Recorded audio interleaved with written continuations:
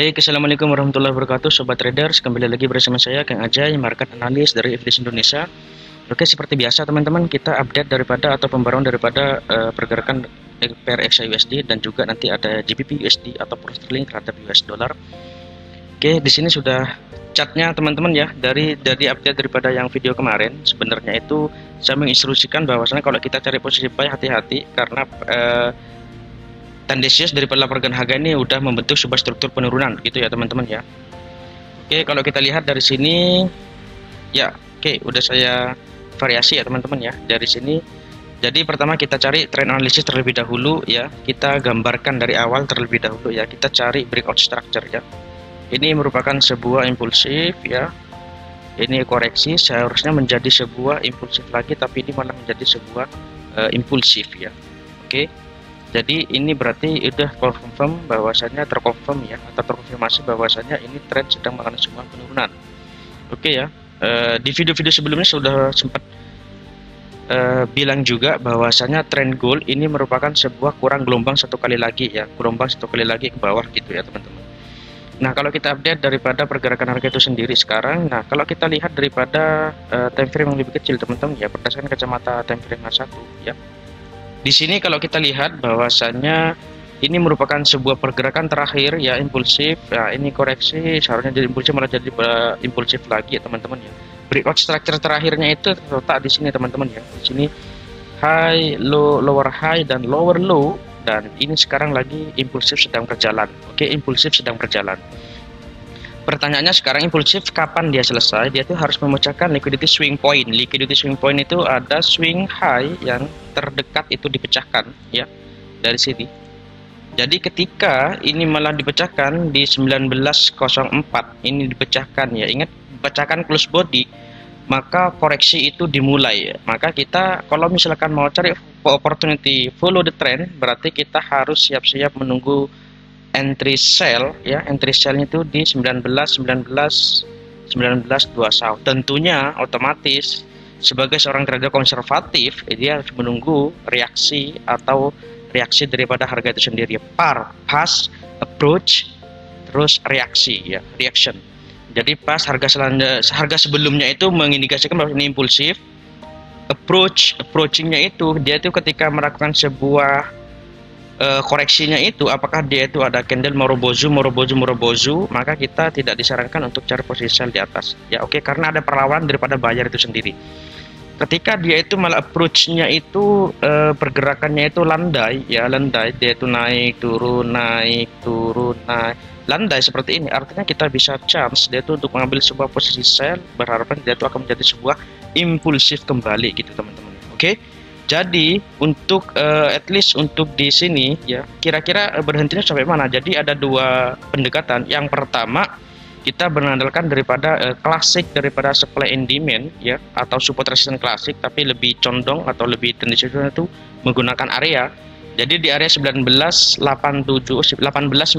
sampai 1887 itu merupakan sebuah area klimaks daripada impulsifnya itu sendiri ya teman-teman ya. Nah, jadi kita combine yang kedua menggunakan harmonik daripada super resistance itu menggunakan Fibonacci teman-teman ya.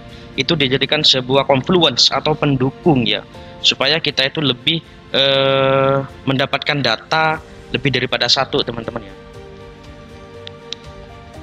Nah, kalau kita lihat di sini kita tariknya itu X, E, Y, jadi tariknya dari bawah ke atas gitu ya. Dia itu berada di sini. Setelah itu kita menggunakan ABC ya, oke, AB equal CD, jadi tarik atas ke bawah terus ke samping ya. Setelah itu kita dari X, EY yang lebih besar kompleks ya. Oke. Nah, di sini tuh udah bersentuhan ya beberapa angka, yaitu angka yang krusial ya. Dia tuh udah bersentuhan di area 1887, 1893 ya. Ini sudah saya tandakan juga plus, dia tuh confluence di samping di historicalnya itu. Di sini ada ini ya teman-teman ya. Di sini terlihat ada, orang bilang itu disebut dengan order flow ya, last selling move before buy ya. Ini order flow. Di dalam order flow itu ada order block diturunkan ke yang lebih kecil, dan kebetulan di sini itu sudah saya tandakan plus, dia itu sudah confluence daripada Fibonacci itu sendiri teman-teman. Oke. Nah, alangkah baiknya gimana? Jadi, semisal teman-teman mau counter trend, ingat ya, counter trend itu sebenarnya tidak dianjurkan ya teman-teman sebelum dapat data yang lebih komplit ya.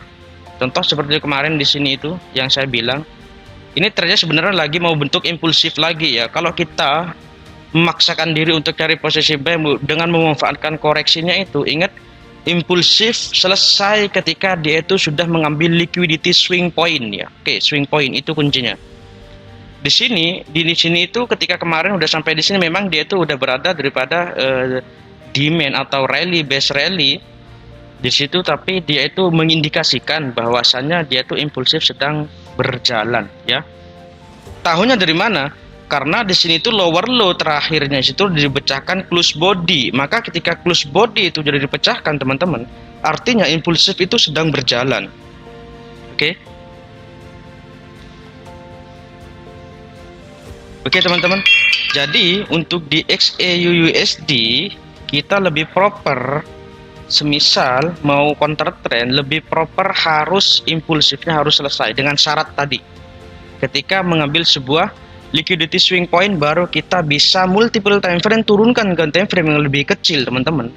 Itu cari pola-pola yang bisa disebut ada struktur sebuah kenaikan. Artinya swing point di higher time frame di sini harus terbentuk lower high, oke? Harus terbentuk lower high baru ini bisa kita jadikan sebagai acuan untuk koreksi itu dimulai. Intinya kita di dalam mindset kita membidik koreksinya semisal teman-teman counter trend. Hati-hati ya teman-teman ya.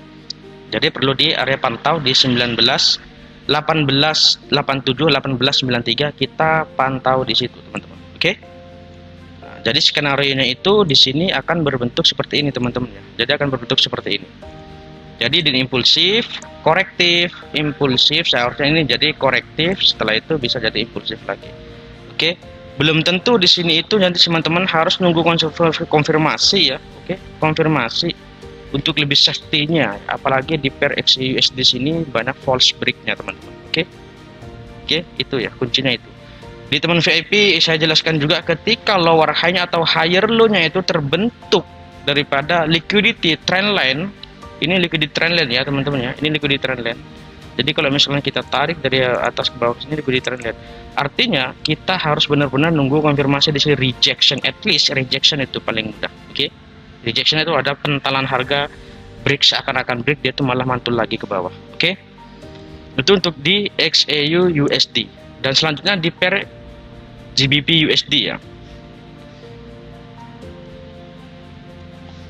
Oke, sekarang kita lihat di pair GBP USD. GBP USD kembali lagi ini sebenarnya impulsif sedang berjalan, impulsif belum selesai. Artinya tidak ada tanda-tanda impulsif itu selesai. Syaratnya ingat kembali lagi itu harus memecahkan liquidity swing point. Nah di sini kebetulan 1.22 ini merupakan sebuah liquidity swing point. Nah baru setelah itu di time frame lebih kecil itu harus membentuk sebuah struktur penurunan lower high. Artinya di swing point, liquidity swing point ini time frame lebih kecil itu membentuk sebuah lower high. Berarti kita istilahnya gini teman-teman ya. Ketika ini malah nanti dipecahkan seperti ini bentuk lower high, baru kita bisa cari posisi buy semisal mau counter trend istilahnya teman-teman. Tapi saya tidak anjurkan. At least kita bisa 1.237 untuk menurunkan lagi ke bawah gitu ya. Oke.